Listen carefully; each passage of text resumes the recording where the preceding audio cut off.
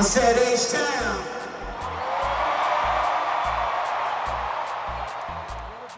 Are we in this motherfucker tonight?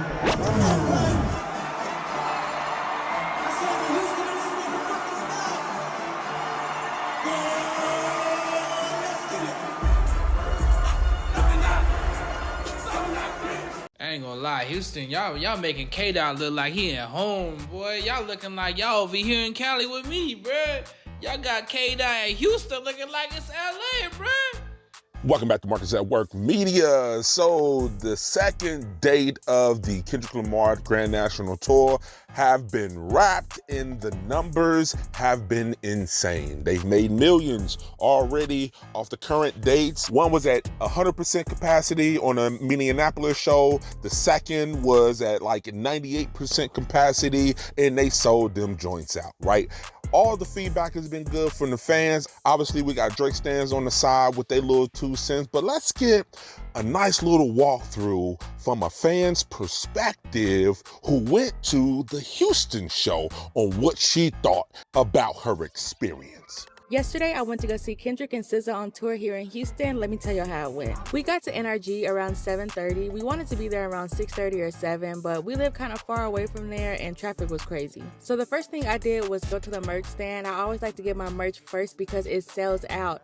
I really wanted to get that Airbrush Gloria shirt, but those sold out first. So I went with letter A and B. I got one for me and one for my husband. Now the merch that I really wanted was the limited edition Mustard GNX vinyl. I had to go to 2 different merch lines to get this because it sold out in both. I ended up getting it. I was so happy so I can add it to my Kendrick collection. I already have 2 GNXs, now I have 3. Our seats were in section 106, row E, so we were pretty close to the front. I don't like to get floor tickets because I'm not the tallest, so it's always somebody taller than me in the front. Y'all, I cannot stress this enough. Get to the concert on time. They started at 8:30. I've never seen a headliner start that early before. Y'all, I was so hyped. This was my 4th Kendrick concert I went to and my 2nd time seeing SZA. I've been a Kendrick fan since 2012 and a SZA fan since Control came out. Kendrick played all of GNX except for Heart Part 6 and GNX, which I know why he didn't play GNX. Even though I'm a GNX writer, I love GNX. I know a lot of people don't like that song. He also played a medley of songs from all of his other albums, Good Kid, Mad City, To Pimp a Butterfly, Damn,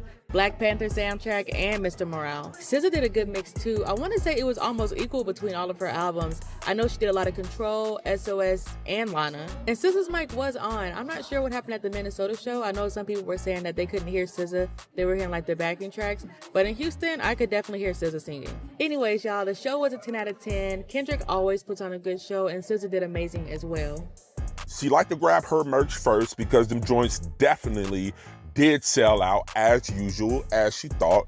Now, she grabbed the vinyl, which is classic memorabilia because once those jokes are gone, they're gone. Then it's only in the people's collection at that point. I liked the Gloria shirts. And did you see the size of that venue? Like, we see the numbers of the capacity, but looking at it from her perspective and all of those people that were there, man, that's crazy. As she said, traffic was crazy, obviously. Now, I want to point out that she did say she got there, I think the show was starting around 8 or something like that, and he started headlining literally about 8:30 before 9.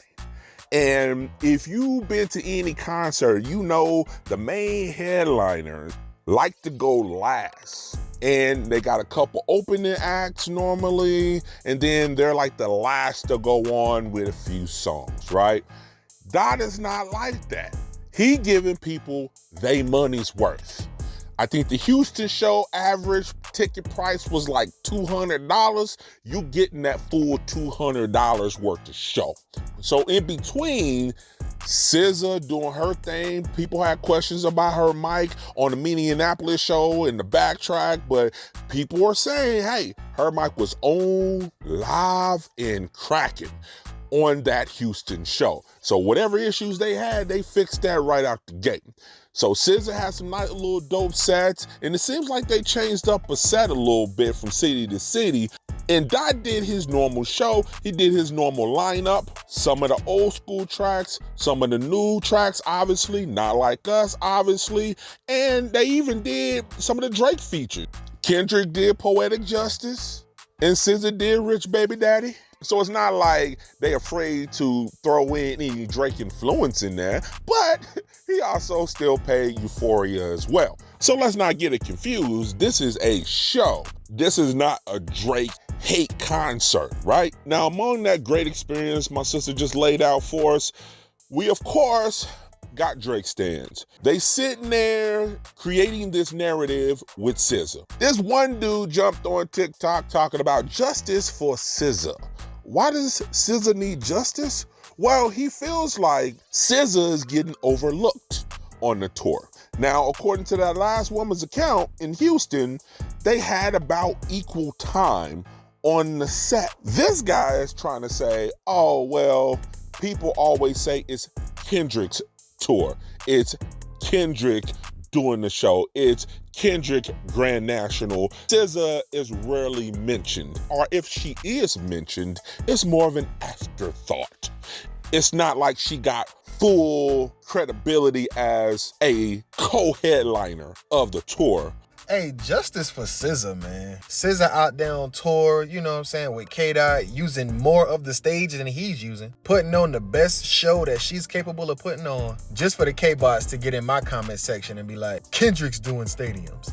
Kendrick's the one on tour. Kendrick's doing this and Kendrick's doing that. These the same people that were saying justice for Party Next Door because Drake didn't put him in a music video for a song that he's not even on. But the big up they man, they get on here and act like he on tour by himself. Hey, justice for SZA, man. Hashtag justice for SZA.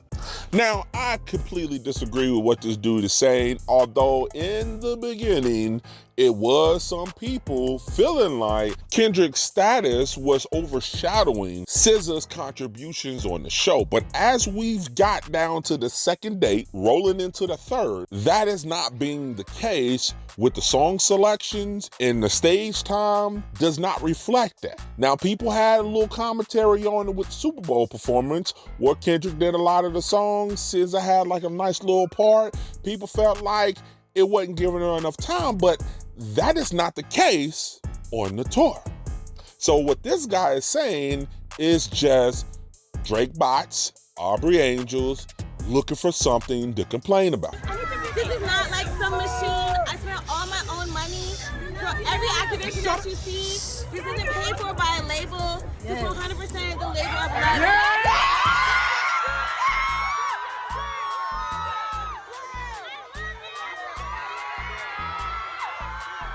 Now, with all the hype going around the show and all the footage is coming out, what people experience is like, which is mostly all positive, minus the Drake stans, this is what some people are feeling like that haven't bought their tickets yet, that feel like they might want to go ahead and do that. From all the snippets I've seen on Twitter this morning, the GNX tour looking mighty right, and shit, trying to get my tickets now, you know what I'm saying, see what's up. But the main thing that stuck out to me is that, man, Anita Baker is allowing Kendrick to really like use her stuff within this whole thing. It's like, bro, that's massive, because y'all know that Anita don't be fucking with nobody, bro. So her fucking with K-Dot, bro, goated, bro. But I'm ready to go see that show, bro. How about y'all? Now, I like the part he had said about Anita Baker. Anita Baker co-signed and approved her likeness being used with the Kendrick show and song. That's real big because, as he said, Anita Baker don't be f***ing with people like that. So for him to get that approval is all good luck. That's GOAT business right there. Now, to another Kendrick fan's experience, this woman said it the best when she said, Kendrick and SZA owes me nothing after this show. She loved her experience so much that, unlike a Drake show where they're holding up signs talking about pay my mom's bills, Kendrick did none of that. SZA did none of that.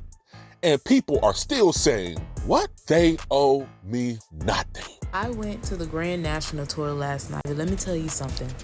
Kendrick and SZA owe me nothing.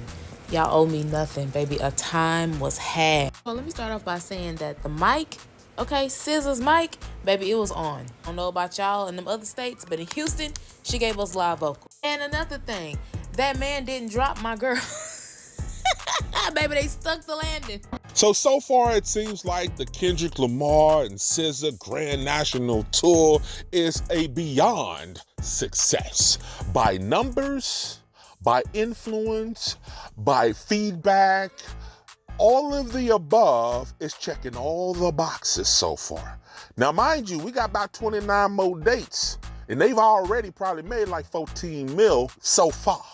So it will definitely probably top over the Big Stepper tour. So we'll see how everything is panning out. In the meantime, put your comments below. Let's talk about it. This is Marcus at Work Media, and I'm out this bitch.